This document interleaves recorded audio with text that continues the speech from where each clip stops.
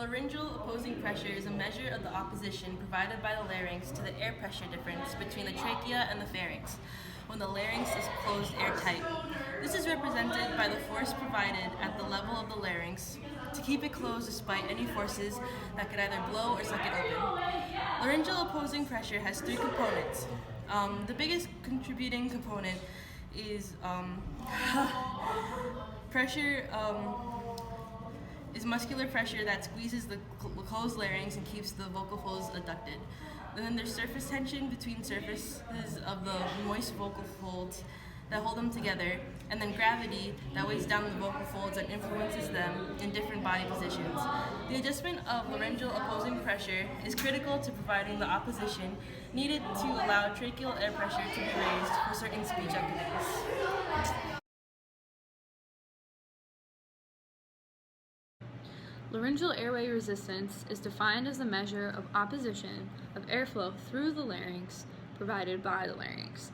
Therefore, resistance is a property of the larynx itself. The main constriction within the larynx is the vocal folds. The vocal folds contribute most to airway resistance. Ventricular folds, though, are a secondary contributor. Resistance increases with increasing constriction. In other words, if the internal larynx, as well as cross-sectional areas of the vocal folds and ventricular folds, get tighter and longer, laryngeal airway resistance will increase. But it's important to know that laryngeal airway resistance is dependent on airflow, which means even at fixed points of cross-sectional areas of constriction, the speed of airflow will influence resistance.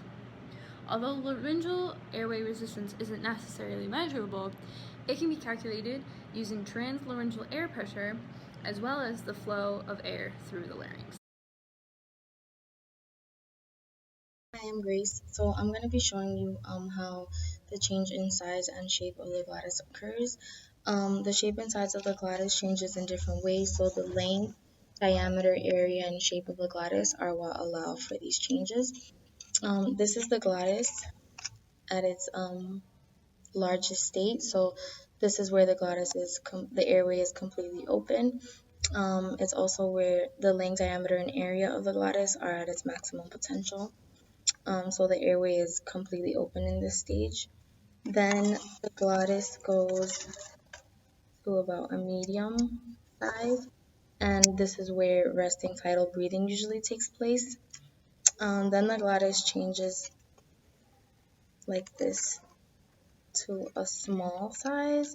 So now you see that the glottis is becoming smaller and more constricted, and the airway is beginning to close.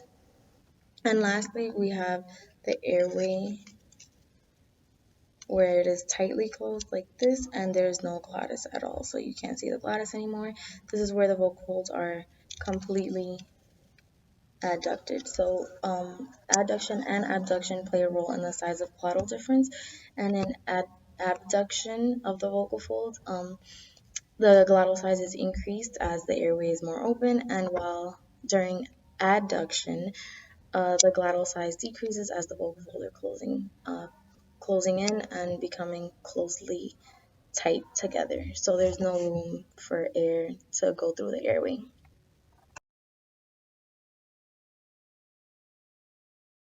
So now I'm going to be talking about the change in stiffness of the vocal folds. The stiffness of the vocal folds reflects the rigidity of the vocal folds, and the stiffness is an indication of how much force is being applied to the vocal folds in order for them to move.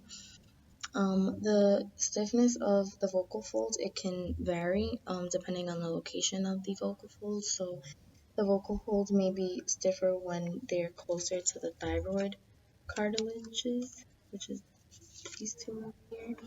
And then it can be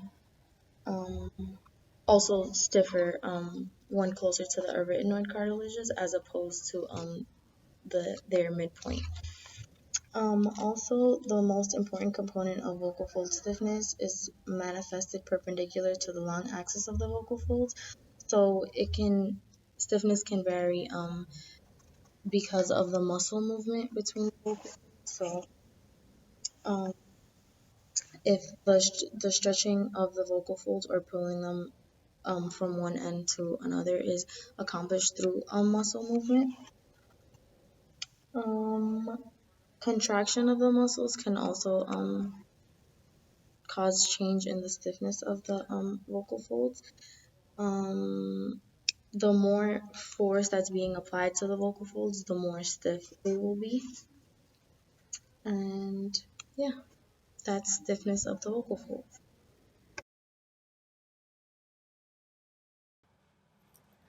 The full mass of the vocal folds do not always participate in certain activities, and a lesser effective mass may participate. Full mass and effective mass are the same when the vocal folds are abducted, maximally elongated, and have unencumbered free margins along their lengths. Full mass and effective mass are different when the full mass of the vocal folds is separated by action that encumbers the vocal folds at some intermediate point along their lengths. When the vocal processes of the arytenoid cartilages are made to toe inward sufficiently, the membranous portions of the vocal folds are approximated, and their cartilaginous portions remain separated. Under this circumstance, the vocal folds are partitioned longitudinally into two masses, having very different function potentials. The membranous portion of the configuration blocks the flow of air through the larynx, whereas the cartilaginous portion allows the free passage of air.